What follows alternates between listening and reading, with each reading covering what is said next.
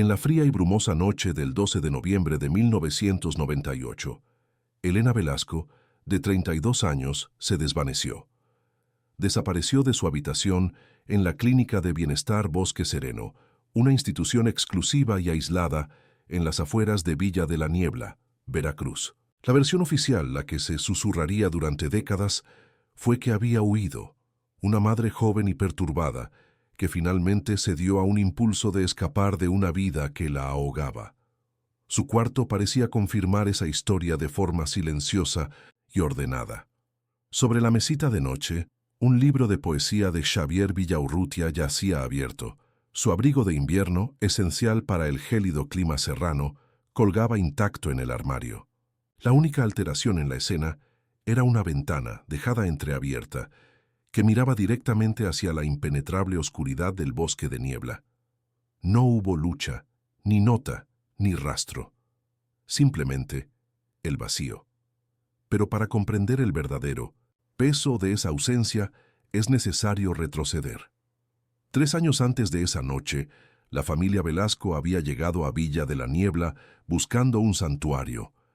Dejaron atrás el caos y el aire contaminado de la Ciudad de México con la esperanza de ofrecerle a su única hija, Sofía, una infancia más lenta y segura. Roberto Velasco, un arquitecto pragmático y lleno de ambiciones, diseñó y construyó personalmente su hogar, una casa moderna con enormes ventanales que pretendían fusionar el interior con la majestuosidad de la Sierra Madre Oriental. Para él era la culminación de un sueño, un monumento a su éxito. Pero para Elena la casa se sentía más como una vitrina. Los grandes paneles de cristal no dejaban entrar la luz, sino que la exponían al juicio silencioso y constante del bosque sombrío que la rodeaba, un bosque que parecía observar cada uno de sus movimientos con una indiferencia milenaria. La vida de Elena en Villa de la Niebla se había convertido en un ciclo de soledad disciplinada. Antes de ser madre, había sido bibliotecaria, una mujer de mente inquisitiva y espíritu artístico, con un amor profundo por la literatura clásica y la delicada paciencia de la jardinería. Ahora, su mundo se había encogido a las 4 paredes de esa casa de cristal y a las necesidades de su hija. Roberto pasaba largas jornadas en su despacho o en viajes a proyectos de construcción en Xalapa, dejándola sola durante días. El amor que sentía por Sofía era inmenso, una fuerza casi física, pero venía entrelazado con una ansiedad abrumadora y una tristeza profunda que no sabía cómo nombrar. En esa época, a finales de los 90, a ese sentimiento se le llamaba simplemente crisis de nervios o agotamiento, diagnósticos vagos que ocultaban una profunda incomprensión de su dolor. El ambiente dentro del hogar de los Velasco era pesado, denso como la propia niebla que a menudo envolvía la casa. Las cenas transcurrían en un silencio tenso, cargado de conversaciones que nunca se atrevían a empezar. Roberto, un hombre de soluciones concretas y planes bien trazados, se sentía profundamente frustrado por la incapacidad de Elena para, como él decía, simplemente animarse. Su melancolía era, a sus ojos, una especie de ingratitud, una debilidad que manchaba el cuadro perfecto de la vida que él se había esforzado tanto en construir para ellos. Por su parte, Elena se sentía cada vez más aislada, incomprendida, hasta el punto de la invisibilidad. La casa, que debía ser un refugio, se había transformado en el escenario de su confinamiento emocional, un lugar donde su tristeza era un reproche silencioso que resonaba en cada habitación vacía. Fue la insistencia de Roberto, sus súplicas durante semanas, lo que finalmente convenció a Elena de internarse. La Clínica de Bienestar Bosque Sereno era la solución que él había encontrado. Era una institución de renombre, conocida por tratar discretamente la fatiga y la ansiedad en mujeres de familias adineradas de todo el estado. Dirigida por el carismático y respetado Dr. Arturo Fuentes, prometía descanso, terapia y una recuperación completa en un entorno de lujo y aislamiento. La internación, cuyo costo era exorbitante, estaba programada para durar 2 semanas. Elena aceptó con una resignación cansada, no tanto por esperanza en su propia recuperación, sino por el deseo de aliviar la creciente tensión con su marido.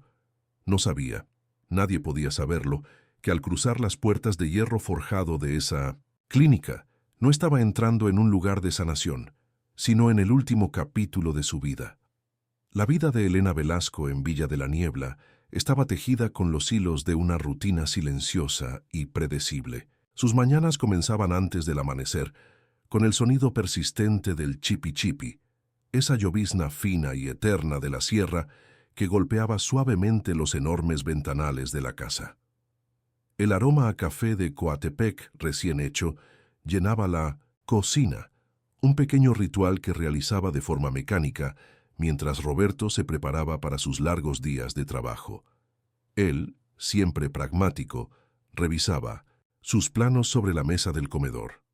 Un hombre cuya mente habitaba en ángulos rectos y cimientos sólidos, incapaz de navegar por los contornos ambiguos y brumosos de la tristeza de su esposa. Para él, el café era solo combustible. Para Elena, era una forma de marcar el inicio de otro día de soledad. El momento más luminoso de su día era, sin duda, el tiempo que pasaba con Sofía. La pequeña, de 7 años, era un torbellino de energía y preguntas inocentes que lograban por instantes disipar la niebla interna de su madre. Elena le preparaba el desayuno, siempre un licuado de plátano con avena, y luego se sentaba a su lado para trenzarle el cabello oscuro y lacio. En esos gestos, el paso rítmico de sus dedos, el olor a champú de manzanilla, la risa de Sofía al sentir cosquillas, Elena encontraba anclas que la sujetaban a la realidad. Sin embargo, incluso en medio de ese amor tan puro, una corriente subterránea de pánico la recorría. El miedo a que su propia melancolía como una sombra pudiera de alguna manera tocar y manchar la infancia de su hija. Una vez que Roberto se iba en su camioneta y Sofía subía al autobús escolar que chirriaba, al detenerse frente a la casa, el silencio descendía como un manto pesado. La casa, una obra maestra de la arquitectura moderna según las revistas especializadas, se convertía en una caja de resonancia para su aislamiento. Elena deambulaba por las habitaciones amplias y minimalistas, sintiendo el frío del suelo de concreto pulido bajo sus pies. A menudo se detenía frente al ventanal principal, observando cómo el bosque de niebla parecía avanzar y retroceder, un ente vivo que respiraba humedad y secretos. Se sentía observada no por vecinos, pues no los había tan cerca, sino por los árboles antiguos y las orquídeas salvajes que se aferraban a sus troncos, testigos indiferentes de su confinamiento. Antes de Villa de la Niebla, antes de la maternidad, Elena había sido una mujer de palabras y tierra. Como bibliotecaria en la Ciudad de México, su mundo estaba hecho del olor a papel viejo y tinta, de la emoción de conectar a un lector con la historia perfecta. Sus manos, ahora dedicadas a tareas domésticas, habían conocido la satisfacción de hundirse en la tierra de su pequeño jardín urbano, de cuidar rosales y hierbas aromáticas. En la nueva casa, Roberto le había construido un invernadero, pero ella apenas lo usaba. La humedad constante de la sierra parecía pudrir las raíces de todo lo que intentaba plantar, un reflejo cruel de su propio espíritu, que sentía que se marchitaba en ese clima de perpetua penumbra. Los fines de semana no ofrecían mucho respiro. A veces, Roberto intentaba organizar paseos familiares, excursiones a las cascadas cercanas o al centro del pueblo para comer en algún restaurante tradicional. Pero estas salidas solían estar cargadas de una tensión palpable. Elena participaba con una sonrisa forzada, sintiendo el esfuerzo que le costaba cada conversación, cada gesto de normalidad. Roberto, al ver su falta de entusiasmo, se frustraba. No entendía por qué la belleza del paisaje o la calidez de una comida juntos no eran suficientes para curarla. Para él, la felicidad era una ecuación con variables claras. Una familia, una casa hermosa, éxito profesional. No podía comprender que la tristeza de Elena no respondía a ninguna lógica. Las cenas entre semana eran el epítome de la distancia que había crecido entre ellos. Se sentaban en la larga mesa de madera que Roberto había diseñado, con Sofía en medio como un frágil puente. El sonido de los cubiertos contra los platos era a menudo la única banda sonora. Elena comía poco, moviendo la comida de un lado a otro, mientras Roberto hablaba de sus proyectos, de los desafíos con los contratistas o de los precios del cemento. Sus monólogos no esperaban respuesta. Eran simplemente una forma de llenar el vacío. Sofía, con la intuición aguda de los niños, a veces intentaba iniciar una conversación, preguntándole a su madre sobre su día, pero las respuestas de Elena eran breves, monosilábicas, como si las palabras requirieran una energía que ya no poseía. En el pueblo, los Velasco eran vistos como una familia peculiar. Roberto era el arquitecto exitoso de la ciudad que había construido la casa de cristal en la colina, una figura respetada pero distante. Elena, por otro lado, era un enigma. Las pocas veces que iba al mercado o a la plaza, su presencia era notoria. Era educada pero reservada, su mirada a menudo perdida en algún punto lejano. Las otras madres del colegio de Sofía intentaron integrarla, al principio invitándola a tomar un café o a las reuniones del comité escolar, pero Elena siempre declinaba con excusas amables. Pronto los susurros comenzaron a seguirla. Decían que era altiva, frágil o simplemente rara. Se convirtió en la esposa triste del arquitecto, una etiqueta que la aisló aún más. La relación de Elena con su propio cuerpo se había vuelto conflictiva. Había perdido peso y unas ojeras, violáceas, se habían instalado permanentemente bajo sus ojos, dándole un aspecto etéreo y frágil. Roberto notaba estos cambios con una mezcla de preocupación y fastidio. Le compraba vitaminas, le insistía en que comiera más, que durmiera, mejor, tratando su depresión como si fuera un simple resfriado que podía solucionarse con remedios prácticos. Una noche, al verla simplemente mirando la lluvia a través del cristal, le dijo con una voz teñida de impaciencia: «Elena, tienes todo para ser feliz. No entiendo qué es lo que te falta». Esas palabras, dichas con la intención de ayudar, solo sirvieron para cavar más hondo el abismo de su incomprensión. A veces, en la soledad de la tarde, Elena se refugiaba en la lectura, su único vínculo con la mujer que solía ser. Sostenía los libros de Villaurrutia o de Sor Juana, pero las palabras a menudo se volvían borrosas en la página. Su mente, antes un refugio de ideas y análisis literario, era ahora un laberinto de pensamientos ansiosos y repetitivos. La concentración se le escapaba como agua entre los dedos. Dejaba los libros abiertos sobre la mesita de noche o el sofá, como marcadores de un intento fallido de escape, pequeños monumentos a una paz mental que ya no podía alcanzar. Eran la evidencia silenciosa de una batalla que estaba perdiendo en el interior de su propia cabeza. El amor por Sofía era su única fuerza motriz, pero también su mayor fuente de culpa. Se esforzaba por crear para ella una apariencia de normalidad. Horneaban galletas juntas, aunque Elena no probara ninguna. Dibujaban con crayones en el suelo de la sala, creando mundos de colores vibrantes que contrastaban brutalmente con el gris de su estado de ánimo. Durante esos momentos, Elena se obligaba a sonreír, a reír, a estar presente, pero el esfuerzo la dejaba completamente exhausta, como si actuar la parte de una madre feliz le drenara la poca energía que le quedaba. Por la noche, cuando Sofía ya dormía, Elena a menudo se sentaba en el suelo de su habitación, llorando en silencio para no despertar a nadie. Roberto, sintiéndose cada vez más impotente, comenzó a buscar soluciones externas. Habló con el médico del pueblo, un hombre mayor que diagnosticó a Elena con agotamiento nervioso y le recetó sedantes suaves que solo la dejaban más apática y desconectada. Fue durante un viaje de negocios a Xalapa que un colega le habló de la clínica de bienestar Bosque Sereno. Le describió el lugar como un hotel de lujo, un retiro exclusivo en las montañas donde mujeres como Elena podían descansar y recuperarse bajo la supervisión de expertos.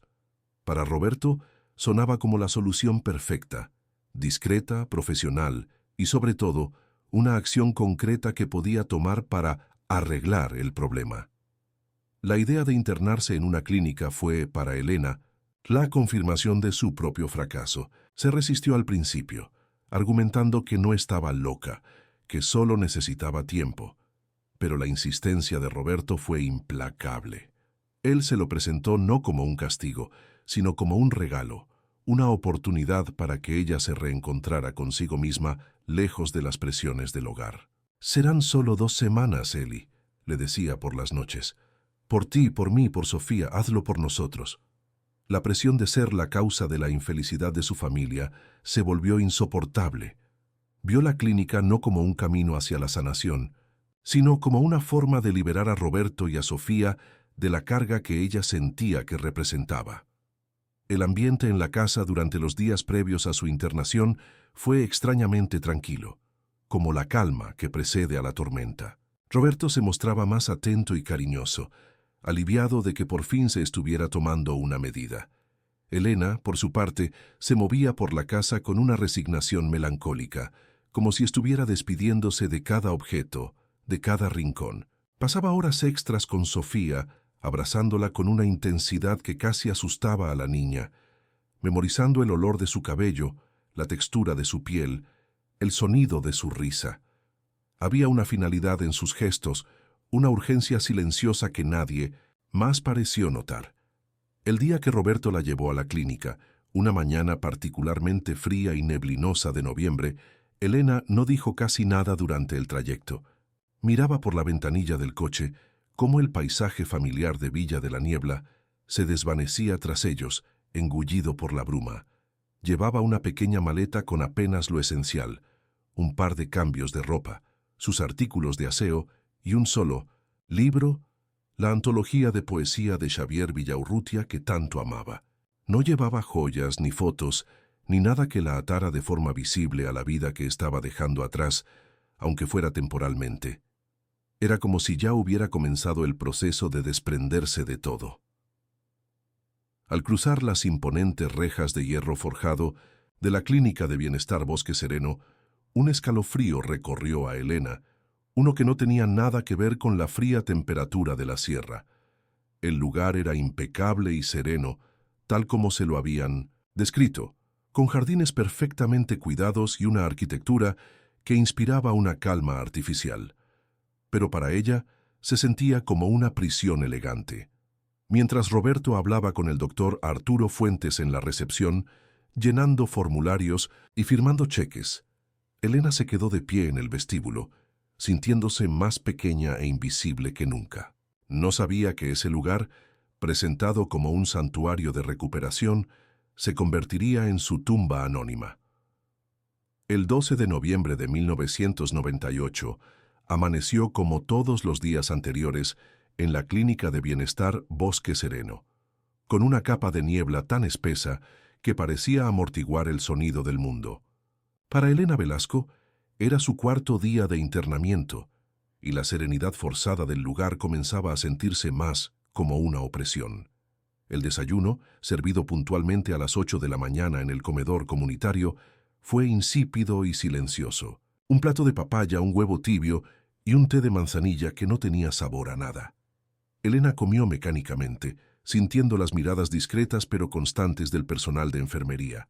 Llevaba un suéter de lana gris sobre una blusa blanca, una vestimenta tan neutra como el ambiente que la rodeaba. La promesa de descanso se sentía lejana. En su lugar crecía una ansiedad fría, un presentimiento de que estaba en el lugar equivocado. A las 10 de la mañana tuvo su sesión diaria con el doctor Arturo Fuentes. La oficina del director era un estudio de poder y buen gusto. Muebles de caoba oscura, una gruesa alfombra persa y una ventana panorámica que, en un día despejado, ofrecería una vista espectacular de la sierra.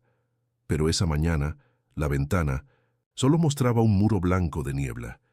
El doctor Fuentes, con su voz calmada y paternalista, habló de la resistencia de Elena a los enfoques terapéuticos. «Elena, debemos cooperar si queremos ver progreso», dijo, uniendo las yemas de sus dedos sobre el escritorio. Ella intentó explicar la profundidad de su tristeza, la sensación de estar hundiéndose, pero sus palabras parecían rebotar en la sonrisa comprensiva pero impenetrable del doctor. Salió de la sesión sintiéndose más pequeña e incomprendida que nunca, con la amarga certeza de que su dolor era visto no como una herida, sino como un defecto de carácter. La tarde transcurrió en un letargo programado, Hubo una sesión de terapia artística en la que Elena se sentó frente a un lienzo en blanco durante 1 hora, incapaz de mezclar los colores. El olor a pintura acrílica y a trementina le revolvía el estómago. Luego, una caminata meditativa por los jardines perfectamente cuidados de la clínica. Elena caminó por los senderos de grava, observando cómo las gotas de humedad se aferraban a las hojas de las hortensias. Se sentía completamente disociada, como si viera a una extraña, una mujer pálida con un suéter gris, moverse a través de un paisaje de postal. Las otras pacientes, mujeres de rostros igualmente cansados y ausentes, intercambiaban frases corteses sobre el clima, pero nadie hablaba de la verdadera razón por la que estaban allí. El silencio sobre el sufrimiento era la regla no escrita, de Bosque Sereno. Poco después de las 4 de la tarde, se le permitió su llamada telefónica diaria de 10 minutos, supervisada por una enfermera. Habló con Roberto. Su voz al otro lado de la línea sonaba forzadamente optimista, preguntándole si se sentía mejor, si la comida era buena, si estaba aprovechando el descanso. Elena respondió con monosílabos, consciente de la enfermera que tomaba notas a su lado. Cuando preguntó por Sofía, su voz se quebró ligeramente. Roberto le aseguró que la niña estaba bien, que la extrañaba y que debía concentrarse en recuperarse por ella. Colgó el teléfono con una sensación de fracaso abrumadora. Ni siquiera podía realizar correctamente el papel de paciente. La llamada, en lugar de conectarla con su vida, solo había profundizado el abismo que la separaba de ella. La última persona, además del personal, que la vio con vida, fue otra paciente, una mujer mayor llamada Carmen, con quien se cruzó en 1960 el pasillo alrededor de las 6 de la tarde. Elena se había detenido junto a una de las altas ventanas del corredor, mirando la niebla, que ya comenzaba a devorar la luz del atardecer. Carmen le preguntó si se encontraba bien. Elena se giró lentamente, sus ojos oscuros parecían vacíos. «Tengo frío», fue todo lo que dijo, aunque el pasillo estaba bien calefaccionado. Carmen recordaría más tarde esa mirada, la forma en que parecía estar viendo algo mucho más allá de las paredes de la clínica, algo que nadie más podía ver. Fue un encuentro fugaz, de no más de 30 segundos, pero la imagen de la fragilidad de Elena se quedaría grabada en la memoria de la mujer. La cena se sirvió puntualmente a las 7 en el comedor, ahora iluminado con una luz artificial, amarillenta que hacía que todos parecieran enfermos. El menú de la noche era pollo a la plancha con verduras al vapor, otra comida diseñada para no ofender, para no provocar, ninguna reacción. Elena apenas tocó su plato. Empujó un trozo de brócoli de un lado a otro con el tenedor. El sonido metálico raspando el plato era la única evidencia de su presencia en la mesa.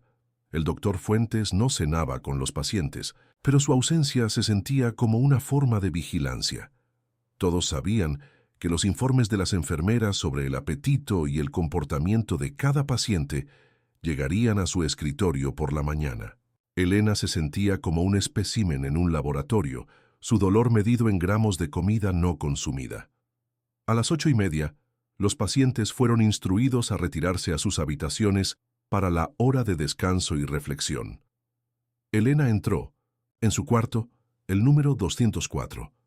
El espacio era estéril, con una cama individual, una mesita de noche, un armario y una silla. Su único objeto personal era el libro de poesía de Xavier Villaurrutia, que yacía sobre la mesita de noche. Se cambió y se puso un camisón de algodón blanco. El aire en la habitación era frío, con una corriente húmeda que se colaba por el marco de la ventana. Se sentó en el borde de la cama por un largo rato, simplemente mirando la puerta cerrada, escuchando los sonidos apagados del personal haciendo sus rondas nocturnas. El silencio de la clínica no era pacífico. Estaba cargado de una tensión expectante, como la calma antes de una ruptura violenta. A las 9:30, una enfermera joven de rostro cansado entró para administrarle su sedante nocturno. Era una dosis suave, la misma que le habían dado las noches anteriores. Elena tomó la pequeña pastilla blanca y el vaso de agua sin decir una palabra. La enfermera, siguiendo el protocolo, le preguntó cómo se sentía. «Cansada», respondió. Elena en voz baja. La enfermera anotó en su tablilla. Paciente tranquila, cooperativa, se prepara para dormir. La vio meterse en la cama y abrir el libro de poesía. Le deseó buenas noches, cerró la puerta y continuó su ronda. Esa fue la última interacción registrada oficialmente. Para el mundo, para la historia que se contaría, Elena Velasco estaba en su cama a las 21:35 leyendo poemas sobre la nostalgia y la muerte. Pero la noche en Bosque Sereno no trajo el descanso prometido. Alrededor de las 11, cuando la clínica estaba sumida en el silencio más profundo y la niebla se había vuelto una muralla impenetrable contra el mundo exterior, unos pasos resonaron en el pasillo alfombrado. No eran los pasos ligeros y rápidos de la enfermera de turno, sino unos más pesados, más decididos. Los pasos se detuvieron frente a la puerta de la habitación 204. Un llavero tintineó suavemente, y luego el sonido de una llave maestra girando en la cerradura. La puerta se abrió y se cerró con un clic suave pero definitivo.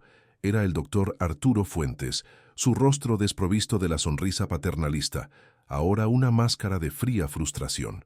Había decidido que la resistencia de Elena requería una intervención más directa. Nadie escuchó nada. No hubo un grito, ni una lucha, ni un sonido que perturbara la quietud artificial de la clínica.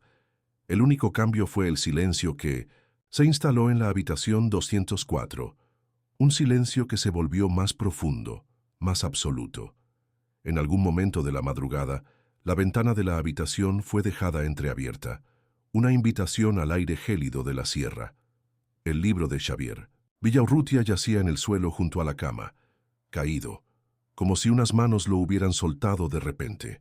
El abrigo de invierno de Elena permanecía colgado en el armario, inútil. Elena Velasco no había huido hacia la noche, en la forma de un secreto terrible guardado dentro de esas paredes, la había consumido por completo. Su desaparición no fue una fuga, sino un borrado silencioso y metódico, ejecutado en la oscuridad. La llamada que rompió el mundo de Roberto Velasco llegó a las 6:15 de la mañana del 13 de noviembre. La voz al otro lado de la línea era la del doctor Arturo Fuentes, calmada, profesional, casi inhumanamente serena. Usó frases cuidadosamente ensayadas.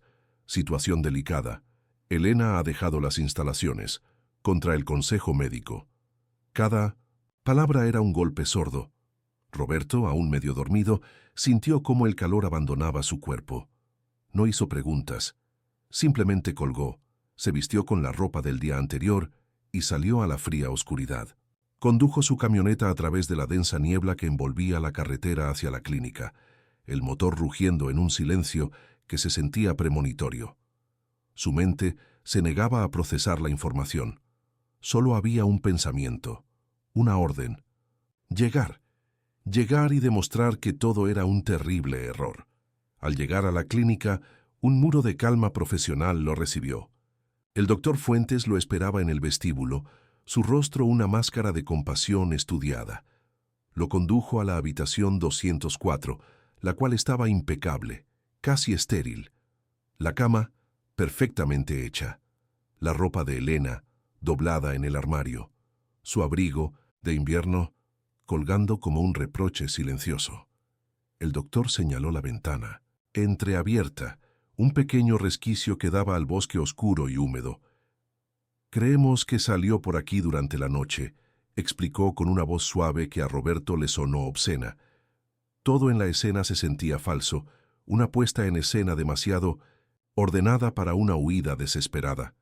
La ausencia de desorden era, en sí misma, el detalle más perturbador de todos. La policía municipal de Villa de la Niebla llegó una hora después, 2 oficiales de rostros cansados que parecían más acostumbrados a disputas vecinales que a desapariciones misteriosas. Escucharon con deferencia al doctor Fuentes, quien les ofreció un resumen clínico de la profunda inestabilidad emocional de Elena, su resistencia al tratamiento y su posible estado disociativo. Los oficiales tomaron notas en pequeñas libretas, asintiendo. La narrativa oficial del caso se estaba escribiendo en ese mismo instante, no con pruebas, sino con la autoridad de un médico respetado y el historial de una mujer etiquetada como difícil. Roberto intentó intervenir, insistiendo en que Elena nunca se iría sin su abrigo, sin su hija, pero sus palabras sonaban desesperadas, emocionales, frente a la fría lógica del doctor. Negándose a aceptar la historia de una fuga, Roberto organizó la primera búsqueda esa misma mañana. Reunió a un puñado de empleados de la clínica, a los 2 policías y a un par de jardineros. Se adentraron en el bosque de niebla que rodeaba la propiedad, un laberinto de árboles cubiertos de musgo, barrancos ocultos y un suelo resbaladizo por la humedad perpetua. El aire era gélido y el silencio del bosque, denso, solo roto por sus propios gritos llamando a Elena. Cada rama rota parecía una pista, cada sombra una figura, pero no encontraron nada. Al mediodía, regresaron empapados, cubiertos de lodo y con el corazón encogido por una sensación de impotencia abrumadora. El bosque no solo ocultaba sus secretos, parecía devorar activamente cualquier esperanza. La noticia se deslizó por las calles empedradas de Villa de la Niebla como la propia niebla, lenta pero inexorablemente. Empezó como un rumor en la panadería La Aurora, donde la dueña, una mujer mayor llamada Inés, recordó a Elena como esa señora triste que casi no hablaba. De ahí saltó al mercado, a la plaza, a la salida del colegio de Sofía. Para el final del día, toda la comunidad sabía que la esposa del arquitecto de la Casa de Cristal había desaparecido. Las primeras reacciones fueron de genuina conmoción y preocupación. Villa de la Niebla era un lugar donde las tragedias de esta magnitud simplemente no ocurrían. La desaparición de Elena Velasco fue una fisura en la tranquila y predecible superficie de la vida del pueblo. Durante los primeros días, un espíritu de solidaridad genuina abrigó a Roberto. Los vecinos se presentaron en la clínica con termos de café caliente, pan dulce y linternas potentes. Hombres del pueblo que conocían los senderos de la sierra se ofrecieron como voluntarios para las partidas de búsqueda, guiando a Roberto a través de cañadas y laderas peligrosas. Las mujeres organizaron turnos para cuidar de la pequeña Sofía, llevándole comida a la casa y tratando de mantener una apariencia de normalidad que era imposible. Por un breve y esperanzador momento, Roberto sintió que no estaba solo, que la comunidad entera estaba unida en el esfuerzo por encontrar a su esposa. Era un calor frágil, destinado a extinguirse con el paso de los días sin noticias. Roberto gastó una suma considerable de dinero que en realidad no tenía en la impresión de cientos de carteles. La foto que eligió era de unas vacaciones en la playa el año anterior. Elena sonreía, pero sus ojos ya tenían esa sombra de melancolía. Su rostro se multiplicó por todo el pueblo y las ciudades cercanas, pegado en postes de luz, en las ventanas de las tiendas, en las terminales de autobuses. Desaparecida, Elena Velasco, vista por última vez en la clínica Bosque Sereno. La imagen se convirtió en un fantasma omnipresente, un recordatorio constante de la tragedia. Para los habitantes de Villa de la Niebla, el rostro sonriente de Elena se transformó en parte del paisaje, una presencia silenciosa que observaba cómo la vida seguía su curso sin ella. La investigación oficial, si es que se le podía llamar así, se estancó casi de inmediato. Sin un cuerpo, sin una nota de suicidio, sin testigos de un secuestro, la policía estatal clasificó el caso como abandono voluntario de persona. Estaban sobrecargados de trabajo y la versión del doctor Fuentes era simple y conveniente. Roberto viajó varias veces a la capital del estado, Xalapa, para suplicar a las autoridades que asignaran más recursos, que investigaran a la clínica, que no se rindieran. Pero se topó con un muro de burocracia y apatía. Para ellos, era solo el caso de otra mujer con problemas que había decidido huir de su vida. La rabia impotente que sentía Roberto comenzó a solidificarse en su interior, un veneno frío que lo acompañaría durante años. Los días se convirtieron en una rutina sombría y repetitiva. Cada mañana, Roberto salía con un grupo cada vez más reducido de voluntarios. Peinaban las mismas zonas una y otra vez, con la esperanza de que la niebla hubiera ocultado algo, que hubieran pasado por alto un detalle crucial, pero cada tarde regresaban con las manos vacías y el alma más pesada. La esperanza inicial se desvaneció, reemplazada por una determinación mecánica y desesperada. Roberto apenas dormía, apenas comía. Su rostro se afiló, sus ojos se hundieron y una barba descuidada comenzó a cubrir sus facciones. Se estaba convirtiendo en un espectro, perseguido por el fantasma de su esposa desaparecida. A medida que la búsqueda no arrojaba resultados, los susurros en el pueblo comenzaron a cambiar de tono. La solidaridad inicial se fue erosionando, reemplazada por la duda y el juicio. ¿Y si de verdad se fue porque quería?, decían en voz baja en el mercado. Dicen que nunca fue feliz aquí. Pobre Roberto, quedarse solo con la niña. Ella debió ser muy egoísta. La narrativa de la fuga, tan cuidadosamente plantada por la clínica, echó raíces en la fértil tierra del chisme pueblerino. Elena pasó de ser una víctima a ser la culpable de la desdicha de su familia. La compasión por Roberto se mantuvo, pero ahora estaba teñida de lástima por un hombre abandonado. La policía entrevistó a un puñado de personas, pero sus testimonios solo reforzaron la narrativa de la fuga. La madre de una compañera de Nindomis, clase de Sofía, recordó que Elena parecía ausente y terriblemente cansada en la última reunión escolar. El joven que despachaba en la única gasolinera del pueblo dijo que ella siempre pagaba con la mirada baja, sin decir una palabra. Cada uno de estos pequeños detalles, vistos a través del lente de la desaparición, se convirtieron en pruebas de su deseo de escapar. Nadie pensó en interpretarlos como lo que realmente eran, los síntomas visibles de un dolor profundo y silencioso, de una persona que pedía ayuda sin saber cómo hacerlo. En la casa de cristal, la ausencia de Elena se convirtió en un silencio tangible que la pequeña Sofía, con sus 7 años, no podía comprender. Su padre estaba siempre fuera, buscando, o en casa, ausente en su propia pena. Tías y abuelos iban y venían, hablando en susurros y mirándola con una tristeza que la asustaba. Cuando preguntaba por su mamá, las respuestas eran vagas y evasivas. Se fue de viaje, necesitaba descansar, volverá pronto. Pero la niña, con la aguda intuición de la infancia, sabía que le estaban mintiendo. Aprendió a no preguntar. El silencio de los adultos le enseñó que la ausencia de su madre era un tema prohibido, algo vergonzoso que era mejor no nombrar. Villa de la Niebla, como todos los pueblos pequeños, tenía una memoria corta para la tragedia ajena. Después de unas semanas, la vida retomó su ritmo habitual. Los carteles con el rostro de Elena se despegaron por la humedad. Se ensuciaron hasta que alguien los arrancó. La gente dejó de preguntarle a Roberto por las novedades, e incluso comenzaron a evitar su mirada en la calle, no por maldad, sino por la incomodidad de no saber qué decir. La desaparición de Elena Velasco se fue transformando lentamente en una leyenda local, una historia triste para contar en las noches de lluvia. Y la casa de cristal en la colina, antes un símbolo de modernidad, se convirtió en un monumento a la soledad y el abandono. El doctor Arturo Fuentes, mientras tanto, manejó la crisis con una habilidad mediática impecable.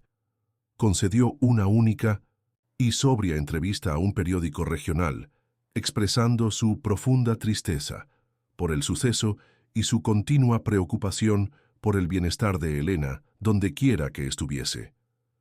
Pintó a la clínica Bosque Sereno como una institución compasiva que había hecho todo lo posible por ayudar a una paciente extremadamente frágil. Lejos de dañar su reputación, la tragedia pareció reforzarla. Se consolidó como una figura de autoridad benevolente, un experto en las frágiles mentes de las mujeres, cuya única falla fue confiar demasiado en la voluntad de su paciente. Un mes después de la desaparición, la policía suspendió oficialmente la búsqueda activa. Los últimos voluntarios dejaron de aparecer. La niebla de invierno se instaló definitivamente en la sierra, haciendo cualquier exploración casi imposible. Para Roberto, fue el golpe final. Se encontró solo de pie frente a un bosque que se había tragado a su esposa y que no ofrecía respuestas. El vacío que Elena había dejado ya no era un espacio temporal que se esperaba llenar. Se había solidificado, convirtiéndose en una característica permanente de su hogar y de su vida, una presencia silenciosa y pesada, tan constante y opresiva como la niebla que cada mañana envolvía su casa. La búsqueda había terminado, el vacío apenas comenzaba. Los años pasaron, no como un río que fluye, sino como una glaciación lenta y pesada que lo congela todo a su paso. 25 años después de la desaparición de Elena, la casa de cristal en la colina ya no era un manifiesto de la arquitectura moderna, sino un monumento a la quietud y al tiempo detenido. El polvo se acumulaba en capas finas sobre las superficies que Roberto Velasco ya no tenía la energía para limpiar. La niebla de la sierra seguía golpeando los ventanales, pero ya no se sentía como una amenaza. Se había convertido en el paisaje interior de la casa y de su único habitante. La vida de Roberto se había encogido hasta caber entre esas 4 paredes de vidrio, un espacio que antes representaba su ambición y que ahora solo reflejaba la imagen de un hombre envejecido, atrapado en el eco de una mañana de noviembre de 1998. Roberto Velasco se transformó. El arquitecto pragmático y lleno de planes se desvaneció, dejando en su lugar a un hombre cuya existencia entera giraba en torno a una ausencia. Nunca volvió a casarse ni a buscar compañía. Su dedicación a Sofía fue absoluta, pero era una paternidad silenciosa, teñida por una tristeza que nunca se atrevió a nombrar. Su cabello se volvió completamente blanco, y sus hombros, antes rectos y seguros, se encorvaron bajo un peso invisible. Dejó de diseñar casas ambiciosas y se limitó a proyectos menores, funcionales, como si la creatividad y la esperanza se hubieran extinguido en él. Se convirtió en una figura solitaria y respetada en Villa de la Niebla. El viudo trágico, cuya pena era tan constante y predecible como el chipi chipi de la región, una parte aceptada del paisaje local. Para Sofía, la infancia fue un campo minado de silencios. Creció bajo la sombra de una verdad incuestionable. Su madre la había abandonado.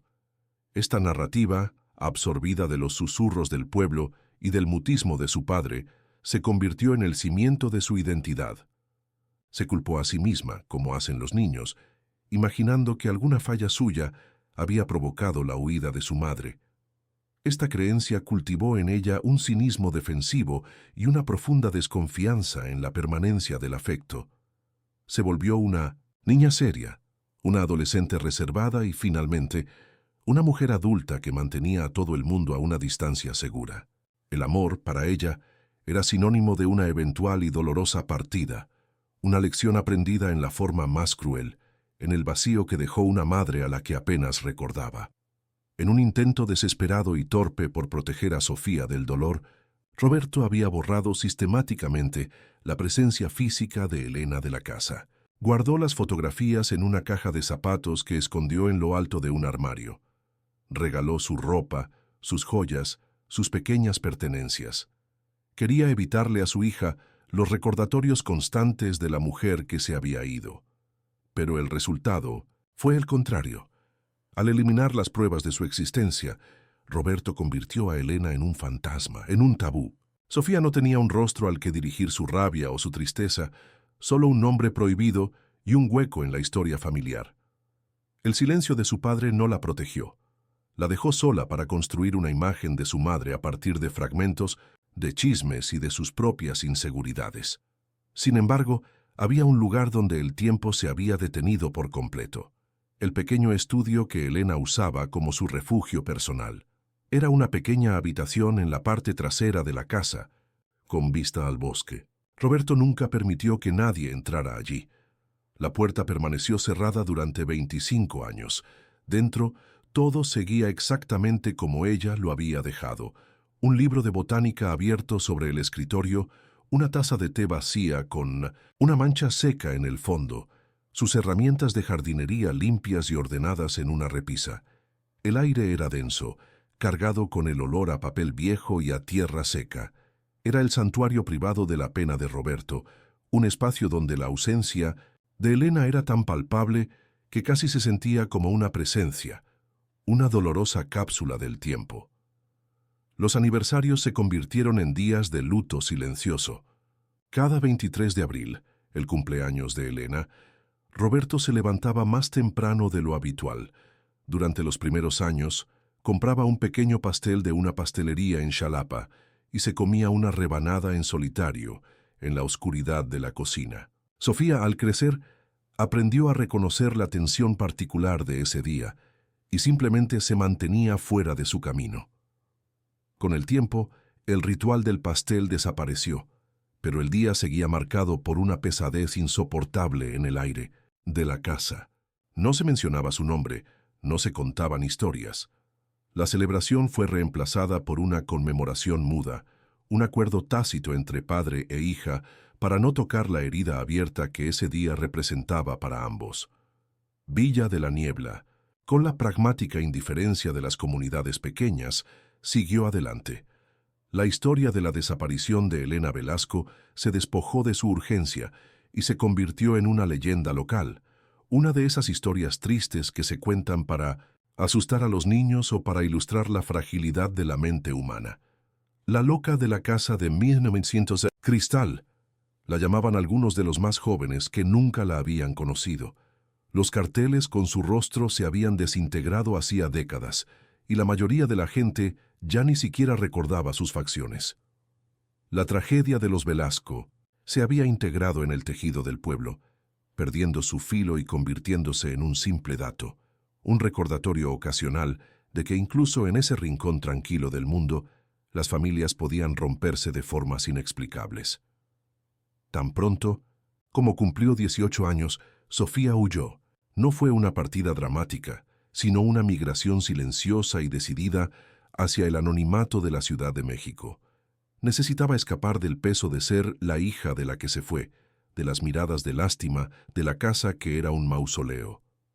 Se convirtió en diseñadora gráfica, una profesión que le permitía crear mundos ordenados y controlados, un antídoto para el caos emocional de su pasado. Sus visitas a Villa de la Niebla eran breves y poco frecuentes, cargadas de una tensión amorosa, pero insalvable con su padre. Se querían profundamente, pero no sabían cómo hablar. El fantasma de Elena se sentaba siempre entre ellos en la larga mesa del comedor, un invitado invisible que hacía imposible cualquier conexión verdadera. Mientras tanto, la clínica de bienestar Bosque Sereno había sucumbido a su propia decadencia. Cerró sus puertas en 2010, oficialmente por mala gestión financiera, aunque los rumores siempre hablaron de algo más oscuro. El imponente edificio, que una vez prometió sanación y discreción, fue abandonado a la voracidad de la naturaleza. Las enredaderas treparon por sus muros. Los cristales de las ventanas se rompieron y el bosque de niebla comenzó a reclamar lo que era suyo, tragándose lentamente la estructura de concreto. Se convirtió en un esqueleto en la montaña, un lugar evitado por los locales, sobre el que pesaban historias de fantasmas. El secreto de lo que realmente ocurrió en la noche del 12 de noviembre de 1998 yacía enterrado en sus cimientos, pudriéndose, en silencio junto con los archivos de sus pacientes. Así, durante 25 años, la mentira se solidificó hasta convertirse en una verdad de granito.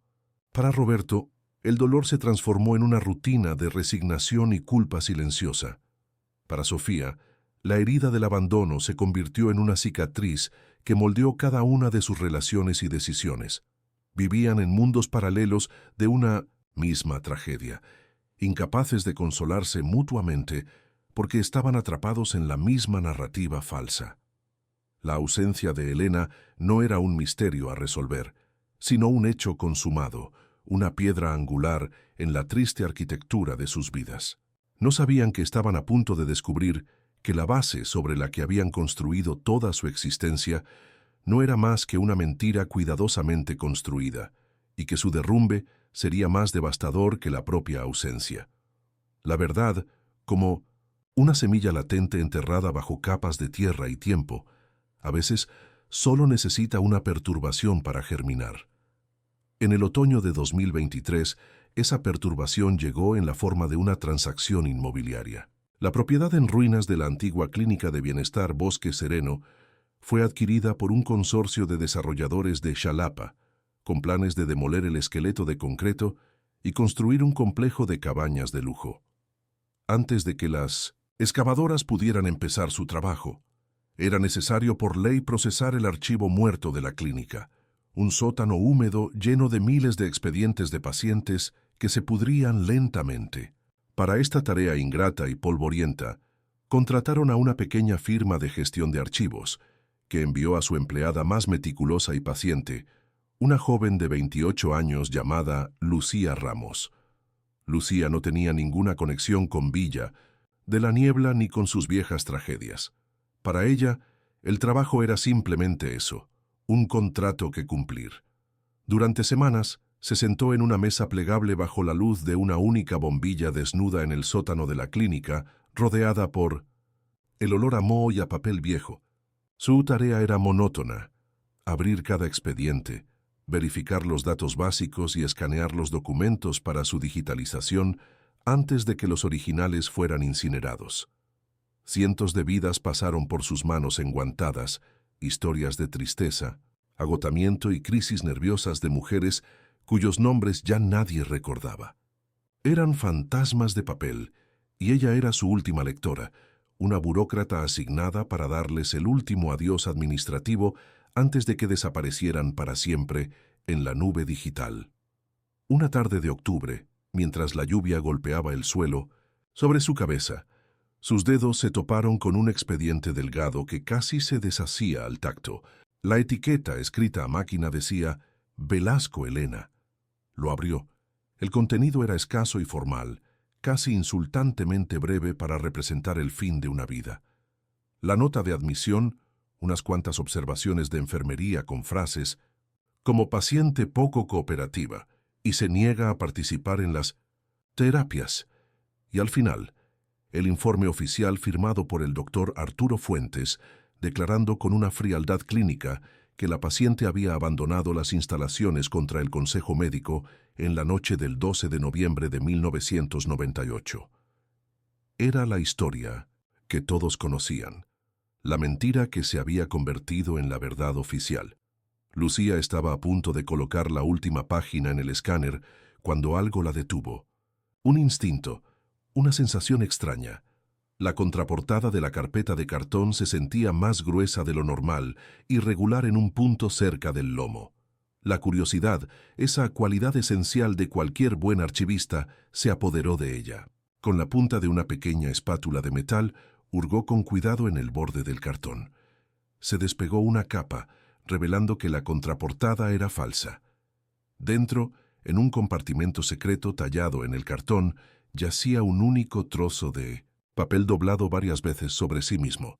Era una copia al carbón, el papel tan frágil y amarillento que parecía que podría desintegrarse con una sola respiración. Con un cuidado extremo, Lucía desdobló la hoja. No era una carta ni una confesión. Era un informe de incidente, sin membrete, sin firma, escrito con una caligrafía apresurada y aterrorizada.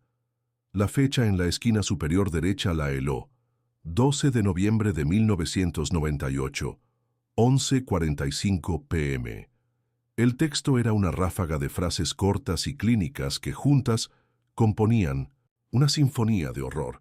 La autora, una joven enfermera cuyo nombre no aparecía, describía cómo el doctor Fuentes, frustrado por la negativa patológica de Elena a mejorar, había entrado en su habitación esa noche para administrarle personalmente un sedante. Pero no era el sedante habitual del protocolo. Era un cóctel experimental de fármacos, no aprobado, diseñado para inducir lo que él llamaba una calma forzada. La lectura se volvió borrosa a través de las lágrimas que empezaban a llenar los ojos de Lucía. La nota detallaba la reacción casi inmediata y violenta de Elena. Convulsiones, seguidas de una dificultad respiratoria aguda. La enfermera que había sido llamada para observar describía el pánico en los ojos del doctor Fuentes cuando se dio cuenta de que había perdido el control. La frase que hizo que a Lucía se le revolviera el estómago estaba escrita con una claridad brutal: paro cardíaco y atrogénico a las 10:52 p.m. Muerte provocada por el médico. La nota no terminaba. Ahí. Continuaba describiendo cómo Fuentes, en un esfuerzo desesperado por salvar su carrera y la reputación de la clínica, tomó una decisión monstruosa. El pánico se había transformado en una fría y metódica conspiración. La nota describía cómo el doctor Fuentes y otro administrador de alto nivel, cuyo nombre también estaba ausente, envolvieron el cuerpo de Elena en sábanas. Mientras la joven enfermera era amenazada para que guardara silencio bajo pena de destruir su carrera y su vida, ellos dos llevaron el cuerpo de Elena al exterior, aprovechando la oscuridad y la densa niebla que lo cubría todo. La frase final del informe era la más devastadora de todas. Disposición del cuerpo en el bosque. Protocolo de encubrimiento completo activado. Se fabricará la narrativa de la fuga. Elena no había huido. Elena no había abandonado a nadie. La habían matado y luego la habían borrado. Lucía sintió que el aire abandonaba sus pulmones. El sótano, que antes era solo un lugar polvoriento y melancólico, se transformó en una tumba, en la escena de un crimen silenciado durante un cuarto de siglo. El peso de 25 años de dolor familiar, de una hija que creció odiando a su madre, de un marido que vivió consumido por la culpa y el abandono, todo se estrelló contra ella en ese instante.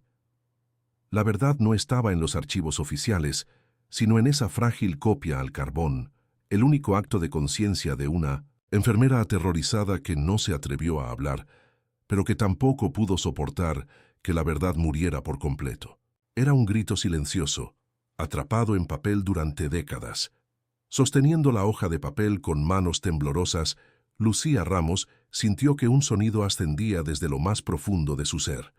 No fue un pensamiento, ni una palabra, sino una reacción visceral, un torrente de horror, de piedad y de una rabia helada por la injusticia. Abrió la boca y un grito agudo y desgarrador atravesó el silencio del sótano. El sonido rebotó en las paredes de concreto, en las estanterías de metal oxidado, en las pilas de expedientes olvidados. Fue un grito que llevaba el peso de 25 años de silencio, un sonido que rompía el hechizo de la mentira que había definido tantas vidas. Por primera vez en décadas, alguien lloraba por Elena Velasco, no por su ausencia, sino por su asesinato. Cuando el eco de su grito se desvaneció, el silencio que regresó era diferente. Ya no era un silencio de olvido, sino uno cargado de una verdad terrible y pesada. Lucía se quedó inmóvil, con la hoja de papel temblando en su mano, como una hoja envenenada. El mundo exterior, con su lluvia y sus planes de construcción, parecía increíblemente lejano. En ese sótano el tiempo se había roto. Sabía, con una certeza que le helaba los huesos, que su descubrimiento no traería paz. No había justicia que encontrar.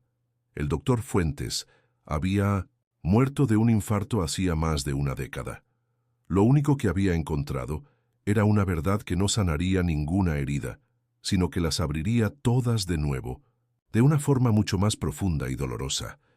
El grito de Lucía Ramos se extinguió en el sótano polvoriento, pero su eco rompió 25 años de un silencio construido sobre una mentira. Con manos que no dejaban de temblar, guardó la frágil copia al carbón como si fuera una reliquia sagrada y profana a la vez. No llamó a la policía, ni a un abogado. Sintió una obligación moral que trascendía cualquier contrato, un deber hacia la mujer cuyo último secreto sostenía en la mano. Esa misma noche, después de encontrar el número en un viejo directorio, llamó a Roberto Velasco. Al otro lado de la línea, la voz de un hombre mayor cansado respondió. Lucía, con la voz quebrada, se identificó y le explicó lo que había encontrado. Hubo un silencio tan profundo y prolongado que temió que la línea se hubiera cortado. Luego solo un susurro ahogado, casi inaudible. Dios mío. La llamada terminó. Minutos después, Roberto marcó el número de su hija en la Ciudad de México. Cuando Sofía contestó, las palabras de su padre fueron un golpe sordo y devastador. La encontraron, no, Sophie, no como pensábamos. Sofía viajó a Villa de la Niebla a la mañana siguiente. Entró en la casa de cristal y encontró a su padre sentado en la penumbra del salón, mirando hacia el bosque. La casa ya no era un mausoleo al abandono, sino la escena de un crimen silenciado. El resentimiento que había alimentado a Sofía durante un cuarto de siglo se derrumbó en un instante, dejando en su lugar un dolor hueco y vertiginoso. La madre que había odiado no existía. Había sido reemplazada por una víctima a la que nunca pudo defender. Roberto no podía mirarla a los ojos. Su propia culpa era una armadura pesada que le impedía moverse. No fue la impaciencia con la tristeza de Elena, ni la insistencia en internarla lo que lo torturaba ahora, sino su silencio posterior, el silencio con el que había aceptado la mentira, permitiendo que su hija creciera envenenada por ella. «Perdóname», le dijo finalmente a Sofía, y la palabra abarcaba un cuarto de siglo de incomprensión, de dolor no compartido, de una verdad que nunca se atrevió a cuestionar. La revelación no trajo alivio, sino un nuevo y macabro deber. Con la nota de la enfermera como guía, aunque anónima e inadmisible en un tribunal, Roberto y Sofía contrataron a un equipo privado de antropólogos forenses. Regresaron al bosque que rodeaba la ruinosa clínica, pero esta vez la búsqueda era diferente. No era un acto de esperanza desesperada, sino un rito fúnebre. Durante semanas, el equipo peinó metódicamente la tierra húmeda, guiados por mapas topográficos y la vaga descripción del informe. El bosque, que una vez fue el símbolo de la fuga de Elena, se reveló como lo que realmente era: un cementerio sin nombre. Finalmente, en una pequeña hondonada oculta por la maleza, encontraron lo que quedaba: unos pocos fragmentos de hueso, corroídos por la humedad y el tiempo, y un pequeño botón de nácar, probablemente del camisón que llevaba esa noche. No era un cuerpo, pero era una confirmación. Era todo lo que tendrían de ella. El entierro de Elena Velasco se celebró en una mañana brumosa, en el pequeño cementerio de Villa de la Niebla. No hubo un gran anuncio, ni una multitud de dolientes. Solo estaban Roberto, Sofía y Lucía Ramos, a quien habían insistido en que estuviera presente. La pequeña caja de madera contenía los pocos fragmentos que el bosque había devuelto. No hubo sacerdote ni discursos formales. Fue Sofía quien se acercó a la tumba abierta. Miró la caja y por primera vez le habló a su madre sin el filtro del odio. «Perdón, mamá», susurró, y las lágrimas que había contenido durante 25 años finalmente corrieron por su rostro. «Perdón por odiarte por algo que no hiciste, por no haberte conocido». Roberto se paró a su lado, una figura inmóvil, de dolor, colocando una sola orquídea salvaje, de las que crecían en el bosque sobre la tierra removida. No era justicia, pues los culpables estaban muertos o desaparecidos. Era simplemente un final. Esa tarde, de vuelta en la casa de cristal, Roberto le entregó a Sofía una llave vieja y oxidada. Era la llave del estudio de Elena, la habitación que había permanecido sellada durante 25 años. Por primera vez, la puerta se abrió, liberando un aire denso con el olor a papel viejo y a flores secas. Dentro todo estaba intacto. Sofía se acercó al escritorio y tomó el libro de botánica que su madre había dejado abierto. Al pasar las páginas con dedos temblorosos, una pequeña flor prensada se deslizó y cayó en su palma. Era una no me olvides, azul y frágil. Sofía la sostuvo con cuidado y miró por la ventana hacia el bosque que envolvía la casa. El bosque ya no era un cómplice de una fuga, sino el guardián silencioso de un asesinato. Y en ese silencio, sosteniendo la pequeña flor, Sofía sintió que, después de toda una vida, finalmente comenzaba a conocer a su madre.